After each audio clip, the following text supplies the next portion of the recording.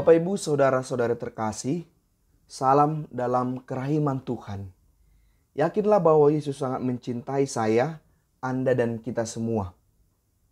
Bapak Ibu saudara-saudara terkasih, tahukah Bapak Ibu saudara-saudara terkasih, salah satu yang cukup khas dalam gereja Katolik ialah adanya ke-14 gambar perhentian jalan salib yang terpajang di dinding gedung gereja Katolik. Salah satu hal yang juga menarik ialah bahwa sebenarnya sebagian dari kisah-kisah perhentian jalan salib ini tidak kita temukan dituliskan secara langsung, secara eksplisit dalam kitab suci. Benarkah demikian? Apakah memang tidak tertulis dalam kitab suci? Ya, memang benar. Ada beberapa kisah perhentian-perhentian dalam jalan salib yang tidak ada tertulis secara eksplisit dalam kitab suci kita. Apa saja itu? Yaitu kisah 3 kali Yesus jatuh selama di jalan salib dan juga tentang Veronika yang melap wajah Yesus. Kisah-kisah ini memang tidak akan kita temukan secara eksplisit langsung dalam kitab suci. Nah, coba saja buka seluruh halaman kitab suci dan kita tidak akan menemukannya sama sekali. Di mana dikisahkan bahwa Yesus jatuh 3 kali dan bahwa ada seorang wanita yang bernama Veronika melap wajah Yesus. Lantas kalau demikian, dari mana sejarah munculnya kisah-kisah ini dan inilah yang kita pakai dalam devosi jalan salib? Apa yang dapat kita katakan tatkala mungkin saja orang lain di luar gereja Katolik atau bahkan di antara kita umat Katolik mempertanyakan bahkan menuduh bahwa kita sesat melakukan devosi jalan salib karena tidak sesuai dengan kitab suci. Kisah tentang Yesus yang jatuh 3 kali selama jalan salib dan kisah Veronika yang melap wajah Yesus berasal dari keyakinan tradisi yang diwariskan turun-temurun dalam gereja kita. Karena memang selain kitab suci, gereja kita juga mengakui yang namanya tradisi sebagai kekayaan iman. Karena itulah kita bisa mengatakan bahwa devosi jalan salib dengan 14 perhentiannya adalah khas dalam gereja Katolik. Karena didasarkan bukan hanya pada kitab suci, melainkan juga pada tradisi. Gereja-gereja lain di luar gereja Katolik, terutama mereka yang menganut sola scriptura, tentu tidak akan mengakui dan melaksanakan devosi jalan salib 14 perhentian ini. Karena mereka tidak mengakui tradisi sebagai kekayaan iman. Mereka hanya melihat bahwa kitab suci sebagai satu-satunya sumber kekayaan iman. Devosi jalan salib adalah salah satu penghormatan terhadap sengsara Yesus. Dan tradisi menghormati sengsara Yesus sebenarnya sudah amat tua dalam gereja kita, bahkan dikatakan sudah hidup sejak awal dalam gereja perdana. Tradisi menyebutkan bahwa setiap hari setelah wafat Yesus, Bunda Maria mengunjungi rute perjalanan sengsara putranya dari tempatnya menerima hukuman mati sampai ke Bukit Golgota, dan kebiasaan yang mirip ini dihidupi juga oleh para anggota gereja perdana. Sumber mengatakan bahwa gereja perdana dulu juga sudah memiliki kebiasaan menjalani rute jalan salib di Yerusalem, khususnya pada saat peringatan sengsara Tuhan menjelang Paskah. Nah, salah satu buah dari penghormatan sengsara Yesus adalah kisah di mana pada sekitar tahun 324 Masehi, Santa Helena menggali dan menemukan kayu yang konon diyakini sebagai salib asli tempat Yesus dulu tergantung dan wafat. Salib itu disimpan dan menjadi reliki, serta di tempat ditemukannya salib itu dibangun sebuah gereja yang besar.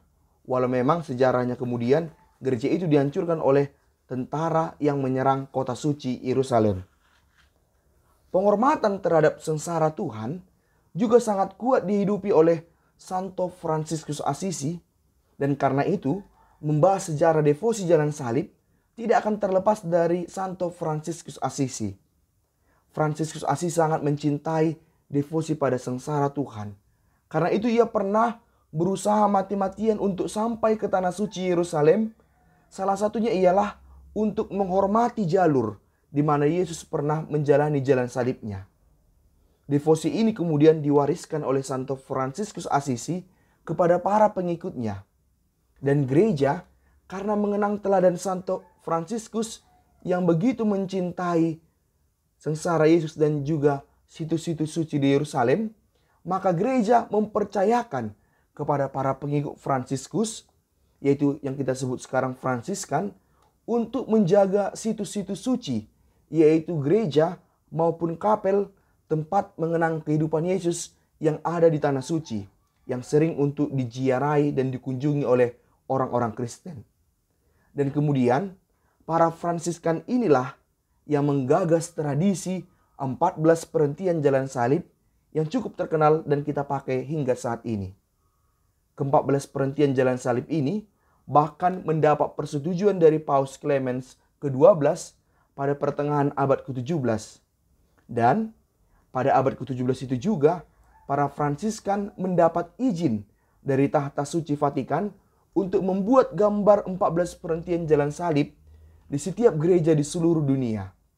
Maksudnya ialah agar orang yang tidak bisa pergi ke Yerusalem ternyata juga dapat melaksanakan devosi jalan salib dan memperoleh indulgensi dengan melakukan devosi ini.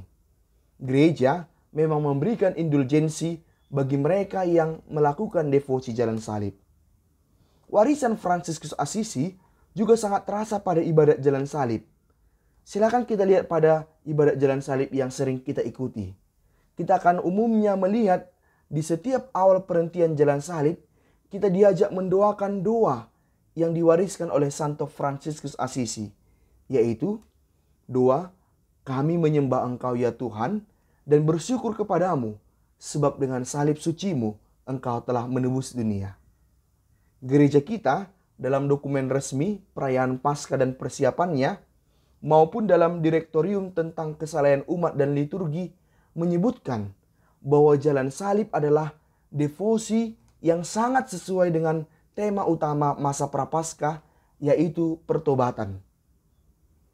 Karena memang jalan salib mengajak kita menyesali dosa-dosa kita yang telah membuat Yesus disalibkan dan wafat.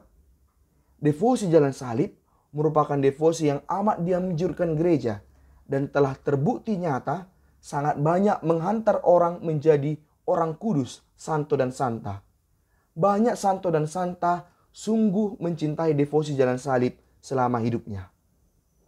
Bapak Ibu saudara-saudara terkasih, devosi jalan salib sebenarnya dapat dilakukan pada hari apapun maupun pada masa apapun. Namun secara khusus, selama masa Prapaskah ini, setiap hari Jumat ada kebiasaan dalam gereja kita untuk mengadakan secara bersama ibadat devosi jalan salib. Dengan hadir pada devosi jalan salib, kita sedang menjaga serta mewarisi kekayaan iman gereja kita. Selain itu, kita sungguh akan dibantu untuk menghidupi pertobatan di masa Prapaskah ini. Dan bagi kita yang berbeban berat dengan segala penderitaan saat ini, yakinlah devosi jalan salib akan sungguh membantu kita memikul salib kita. Karena dengan berdevosi jalan salib, kita disadarkan bahwa kita bukanlah yang paling menderita di dunia ini.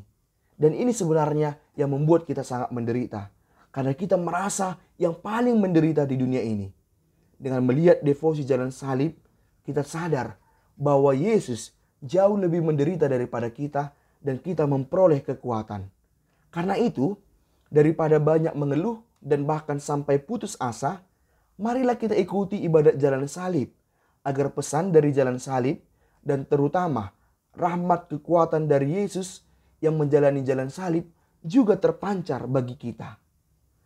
Akhirnya Bapak Ibu Saudara-saudari terkasih, saya mau mengungkapkan bahwa dulu saat pandemi COVID-19 sedang ganas-ganasnya dan menghalangi kita untuk melakukan pertemuan termasuk jalan salib pada masa Prapaskah, banyak umat Katolik memposting ungkapan berikut di media sosial. Rindu jalan salib di masa Prapaskah, tapi COVID menghalangi.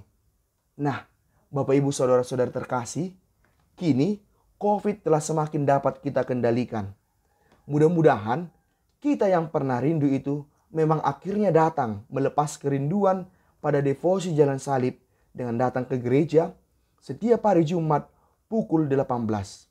Mari menjaga tradisi gereja Katolik yang sangat membantu kita menghidupi pertobatan dan menjadi kuat untuk senantiasa mengandalkan Yesus dalam kehidupan kita. Yesus, Engkau andalanku, Pace, Bebe.